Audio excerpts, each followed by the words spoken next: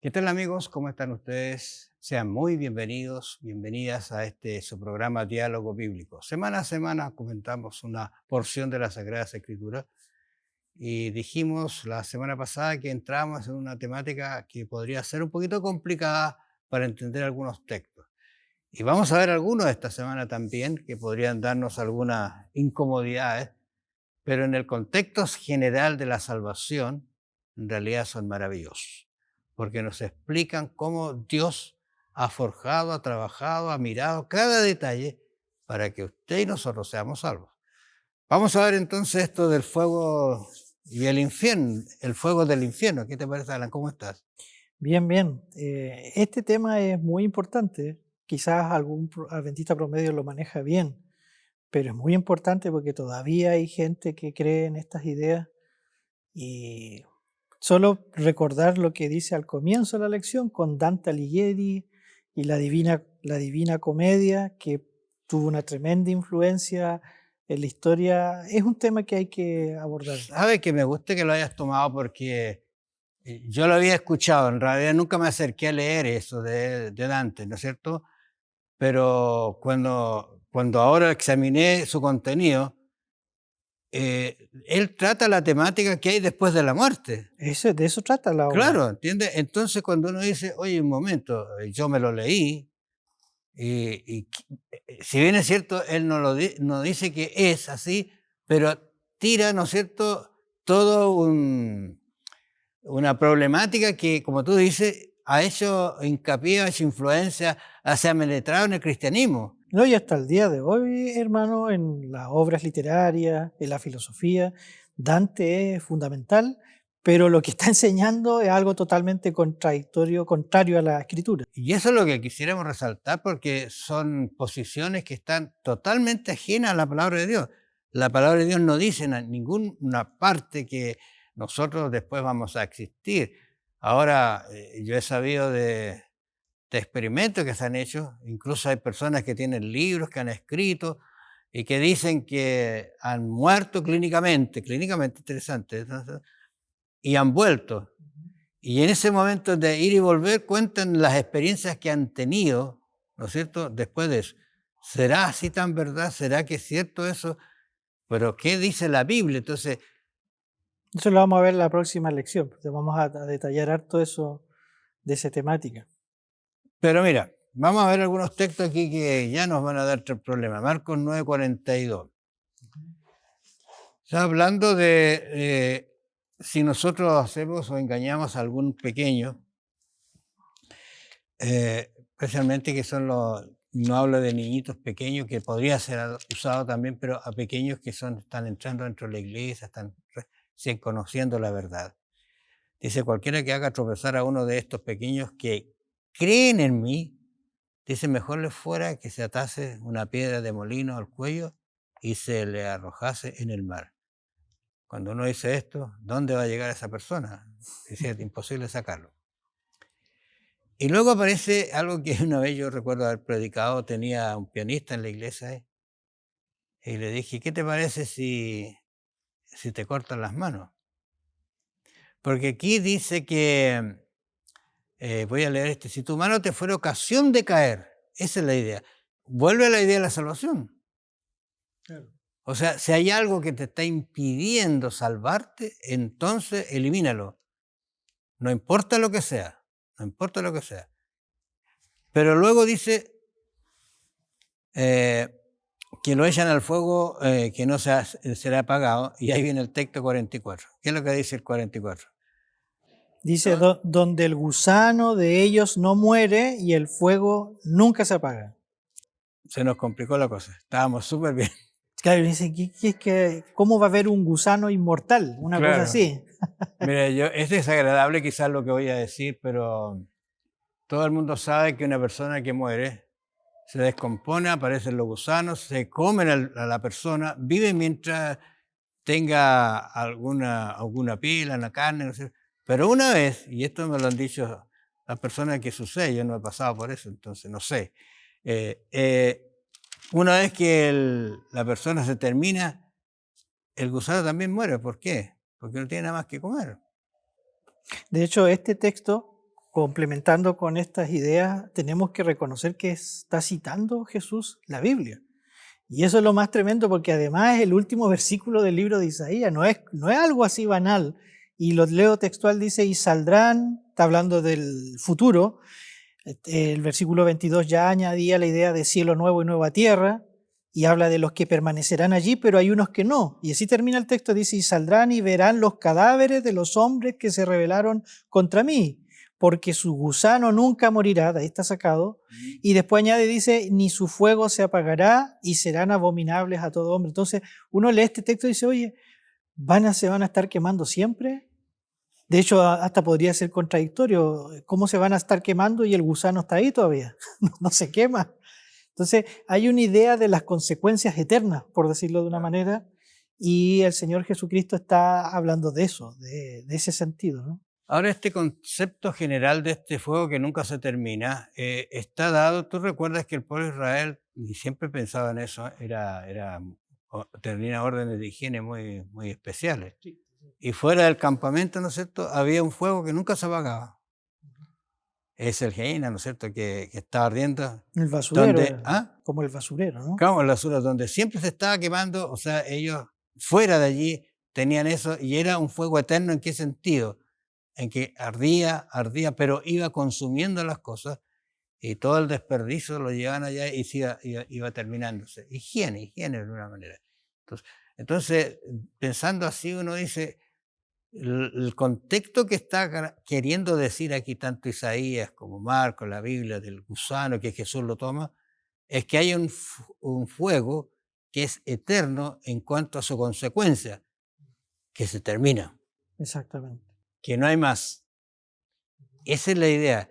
Y del gusano es normal, pues si todo el que pasa a la otra vida Es comido por los es gusanos. comido por los gusanos, de estricto decirlo así es. Así que en ese contexto no hay mucho problema. Pero para quienes quieren hablar de que hay un infierno eterno que siempre se va a estar quemando, quemando, es terrible, porque tú entras en algunas ideas como son que existe el infierno, que no es bíblico, y que existe el purgatorio, que tampoco es bíblico, ¿no te parece? Ujú. Y Que de, fueron de- justamente cosas que se metieron en la Edad Media, el quinto sello, ¿te acuerdas? ujú.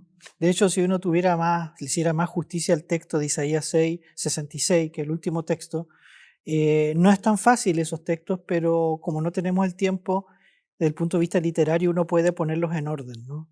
Porque habla de que van a haber cielos nuevos y tierra nueva, el 22, pero después habla de esta otra escena. No está hablando de que entre los cielos nuevos y tierra nueva y disfrutando de la vida, de repente vamos a aplastar los cadáveres, no está en ese sentido, sino que es como que pasar a la otra escena de lo que va a ser el resultado final de los pecadores, de los que hayan rechazado el plan de salvación. Entonces, cuando uno lo lee con responsabilidad y en el texto que aparece allí, se da cuenta que está en armonía con la enseñanza de la muerte y lo que sucede después de ella. La verdad, las cosas que uno debe pensar en este contexto, si nos perdemos o nos salvamos completamente. No hay un término medio. Esa es la idea que se presenta aquí. Sí, es muy claro. No es que posiblemente si te mueres podría haber una. No, no hay. Se acabó la vida, se acabó la salvación para esa persona. O se sella para la vida eterna o se sella para perdición eterna. Esa es la idea. Y, y yo lo veo tan triste que podamos estar gozando la eternidad sabiendo quizás que hay ahí, voy a ser muy trágico, una madre quemándose eternamente, un padre quizás, O sea, o un hijo. Dios nunca, nuestro Dios que está presente en la Biblia, permitiría una cosa así. Dios es un Dios de amor, de misericordia, de gracia, pero también es un Dios de justicia que, ¿por qué no lo podemos decir así, hermano? Increíblemente, Dios nos ha anunciado todas estas cosas antes Y uno dice, ¿por qué hace eso el Señor? Nos cuenta esto hasta lo último, porque Dios confía en que reflexionaremos en su palabra y tomaremos las mejores decisiones. Exactamente, tú has dicho la palabra correcta. ¿Qué decisión estoy tomando hoy día? Es lo que interesa.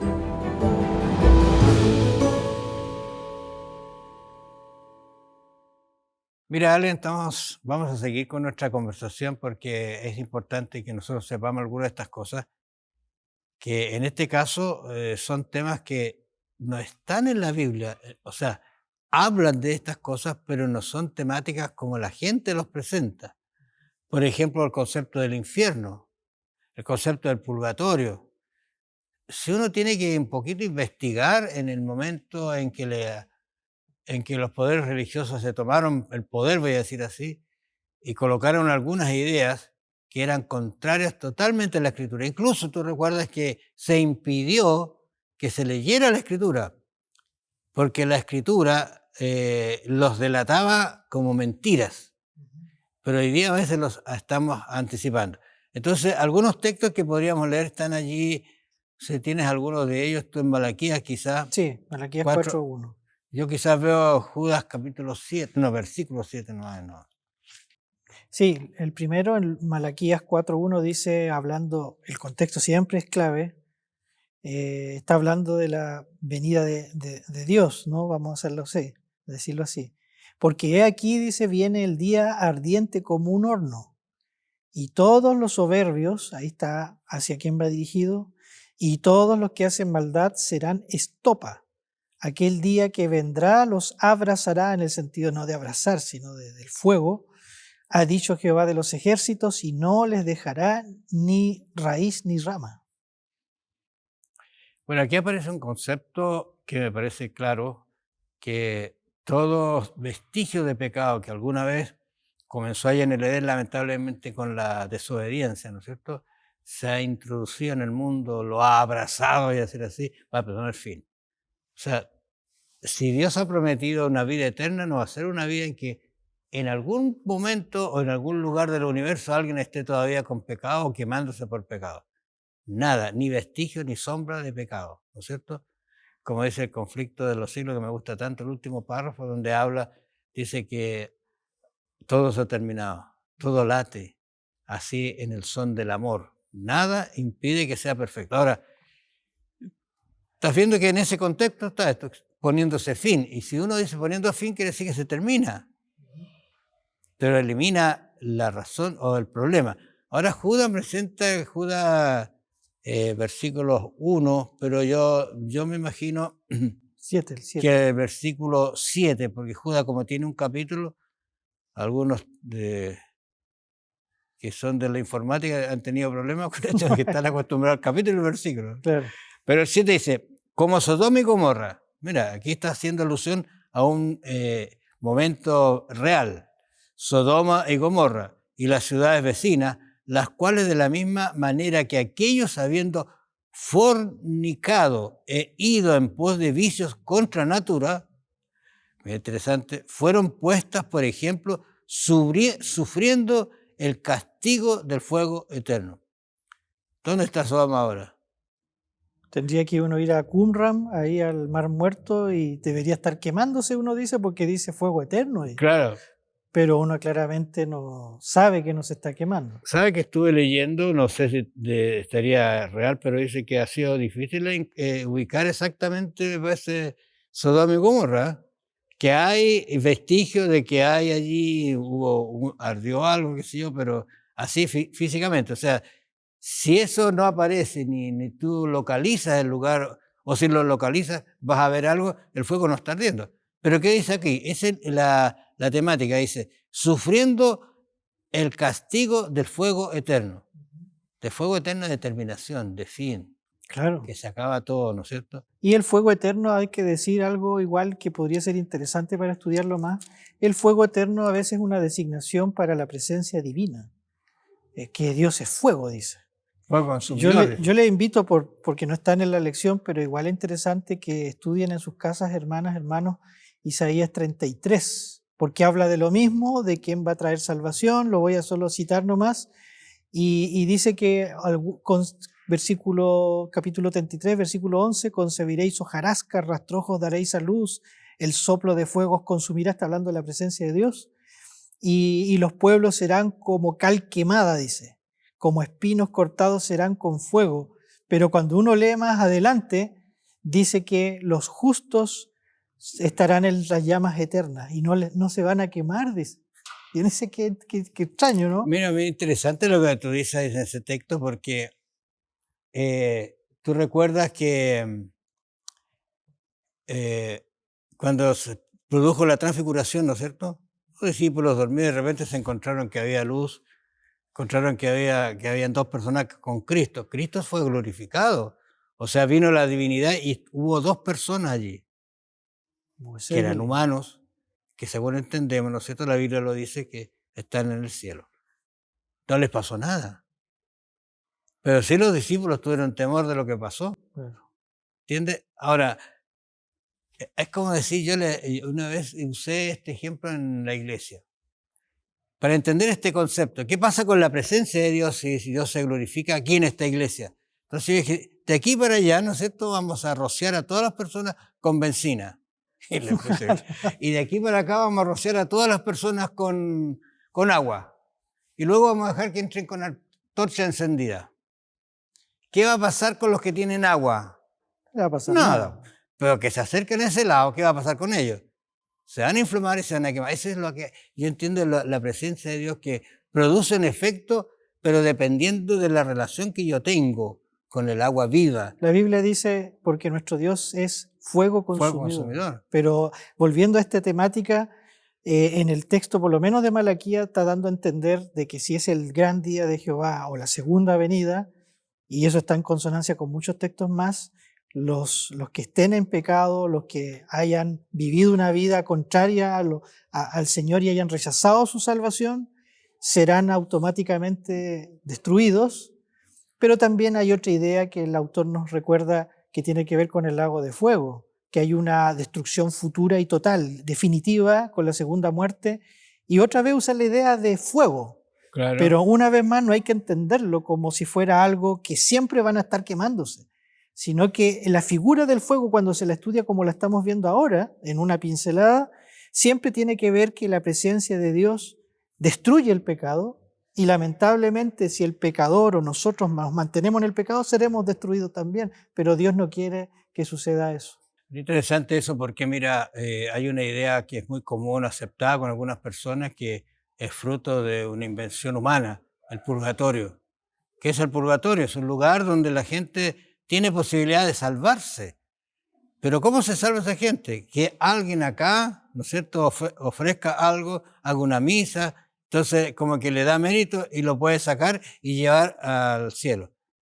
Es contrario a lo que la Biblia dice. De hecho, hay una denominación que enseña de que uno puede orar e incluso bautizarse por los muertos. Claro, exactamente. Pero todas estas ideas no tienen en cuenta la importancia de este tema de la muerte, todos los textos que hemos estado estudiando hasta el día de hoy y que claramente nos enseñan una realidad diferente, que los muertos descansan y que solamente la promesa de la resurrección podrá traer de nuevo a la vida a los seres humanos. Ahora, doy gracias a Dios porque tenemos esto escrito. Nos da tranquilidad de que eso no existe. No hay infierno ni hay purgatorio. Pero sí hay un final.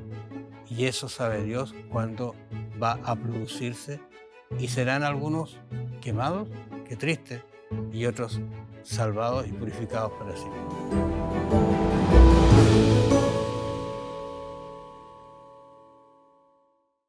Bueno, Alan, vamos a seguir ahondando un poquito en la temática esta que estamos viniendo, de que a veces hay purgatorio, como decíamos, ¿no es cierto? Pero que también la idea es que alguien pueda ir de este mundo y morir e ir a otro paraíso. Claro. Incorpóreo, sí. Sí, incorpóreo. Yo he pensado en algunos que dan gracias, dice, mi padre me está mirando desde el cielo. Sería bien interesante que fuera así, pero si uno lo ve con una realidad, no sé qué te pasaría si tú pudieras estar mirando hacia abajo lo que está pasando. No sé, Hay películas que han mostrado eso, a los que les gusta ver películas así, tal cual como dice usted, que muere una niña o que muere una persona y sigue viendo todo lo que están pasando y en las mismas películas, sin hablar de esto, se ve que sus protagonistas sufren mucho.